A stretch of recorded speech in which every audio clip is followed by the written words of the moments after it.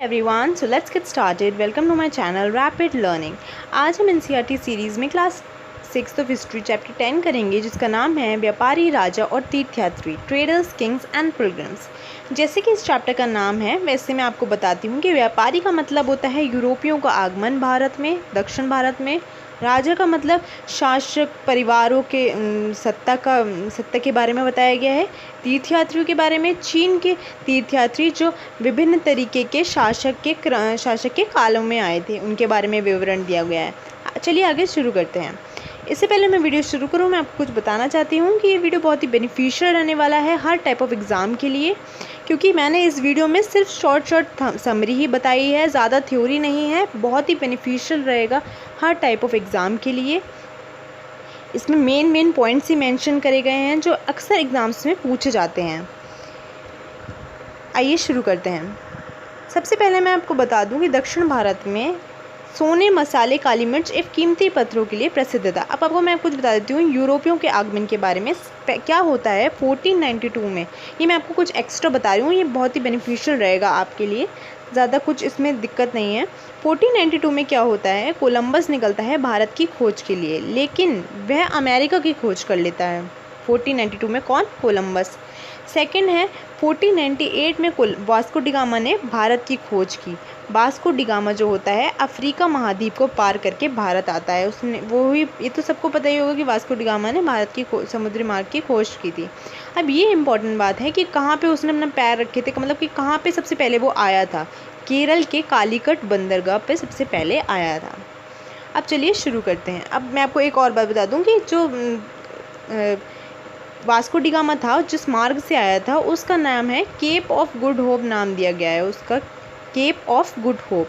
अब क्या होता है, वास्को डी गामा जब भारत आता है तो वो बहुत ही प्रभावित हो जाता है वहाँ के काली मिर्च और मसाले, सोना और कीमती पत्थरों से। तो वो क्या करता है, अपने साथ वापस लेके जाता है ब्रिटेन, फिर वहाँ पे वो बेचता है उनको। तो उसको क्या होता है, 60% का लाभ होता है। उसके बाद इस लाभ को देखकर कोई पेड्रो अबजोज नाम के व्यक्ति थे, वो भी आते हैं 1500 में भारत में, दक्षिण भारत में। उसके बाद फिर से वास्को डी गामा 1502 में आता है व्यापार करने भारत में। अब चलिए शुरू करते हैं।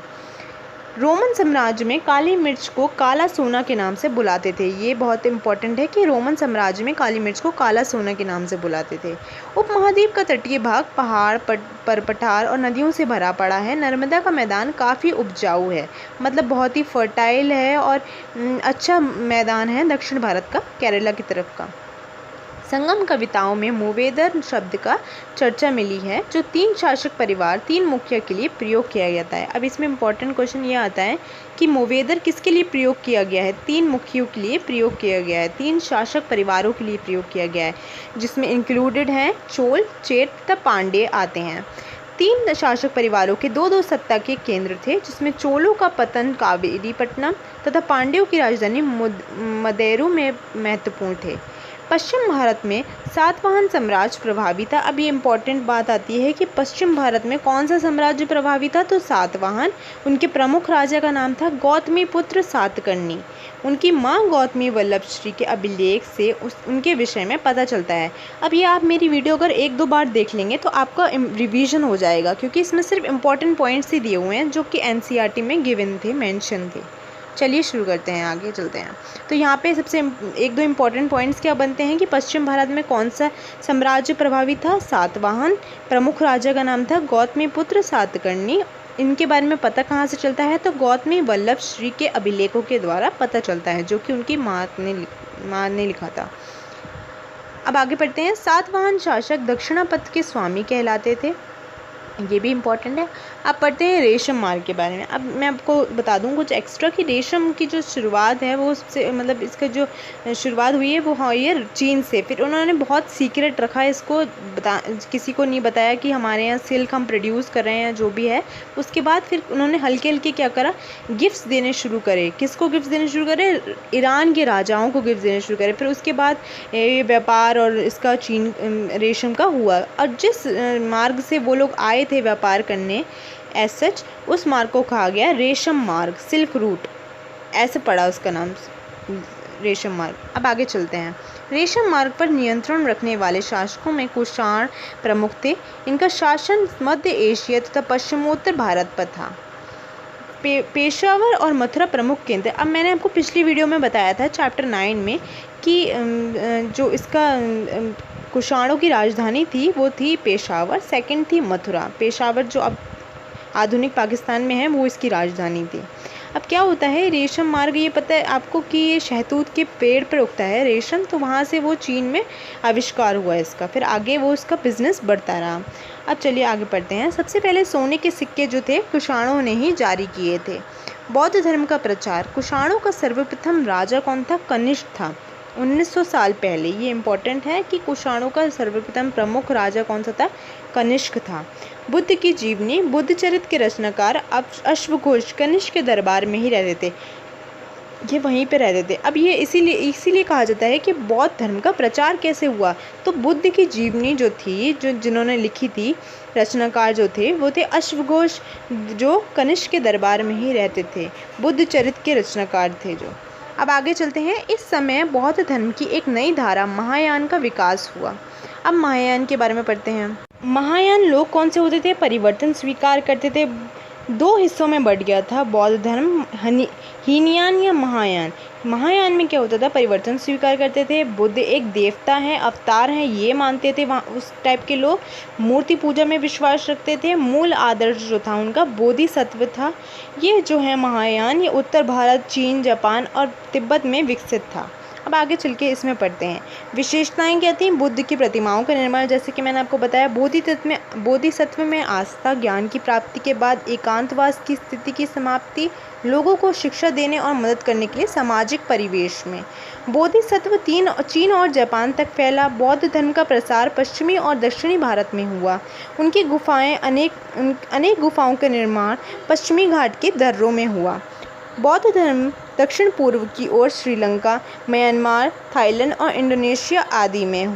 थेरवाद नामक बौद्ध धर्म का प्रारंभिक रूप यहाँ से प्रचलित हुआ।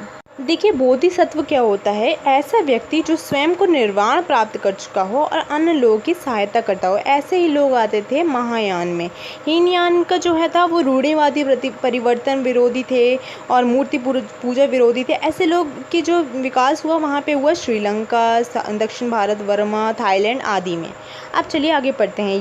तीर्थ यात्रियों के बारे में पढ़ते हैं। चीनी बौद्ध यात्री कौन थे? फाशियान, स्वान्त्यांग तथा इतियांग भारत आया।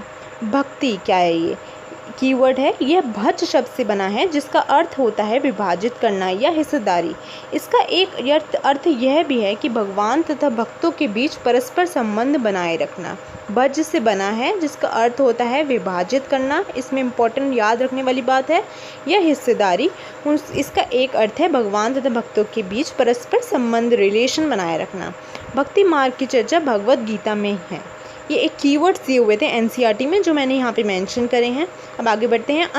अन्यत्र 2000 साल पहले पश्चिमी एशिया में ईसाई धर्म का उदय हुआ। कैसे हुआ ये बता रहे हैं कि अंतर्यत में 2000 साल पहले पश्चिमी एशिया में विकास हुआ ईसाई धर्म का। ईसा मसीह का जन्म जो हुआ था बेथलेहम में हुआ था। उस वक्त यह रोमन साम्राज्य का हिस्सा था। बाइबल नामक ग्रंथ में है। ये सब कुछ बाइबल नामक ग्रंथ पे। अब मैं आपको बताती हूँ इसमें इम्पोर्टेंट पॉइंट्स याद करने के लिए जो हमें दिमाग में ज़रूर रखने हैं। वो हैं दक्षिण भारत किसके लिए प्रसिद्ध? सबसे पहले सोने, मसाले, स्पेशली काली मिर्च के लिए वहाँ के लोग, रोमन साम्राज्य के लोग उसको काला सोना भी कहते थे। एंड कीमती पत्थर के लिए प्रसिद्ध था दक्षिण भारत। आज 7000 साल पहले क्या शुरू होता है? आविष्कार सिल्क का होता है चीन में। 2300 वर्ष पहले क्या होता है? चोल, चेर, पांड्य राज्य तथा दक्षिणापथ और दक्षिण में उनका विकास होता है। 1900 साल पहले क्या होता है? कनिष्क राज्य करता है। कनिष्क जो राजा था कुषाण वंश का सबसे शक्तिशाली राजा था, शक्तिशाली प्रमुख राजा था कनिष्क। ये देखिए लिखा हुआ है यहाँ पे। और चीन जो था वो उसने सबसे पहले सिल्क का आविष्कार करा, फिर आगे हल्के हल्के करके अपना सिल्क को लोगों तक पहुँचाया। सबसे पहले उसने क्या करा? गिफ्ट्स भेजना शुरू करे ईरान के राजाओं को। अगर आपको मेरा ये वीडियो पसंद आया तो प्लीज़ मेरी वीडियो को लाइक करें, शेयर करें एंड सब्सक्राइब करें मेरे चैनल को। और नीचे कमेंट बॉक्स में कमेंट करें आपको मेरी वीडियो ये कैसी लगी, और मुझे बताएं कि आपको और किस किस टाइप के वीडियोस चाहिए एनसीईआरटी के। Stay tuned with me. Thank you.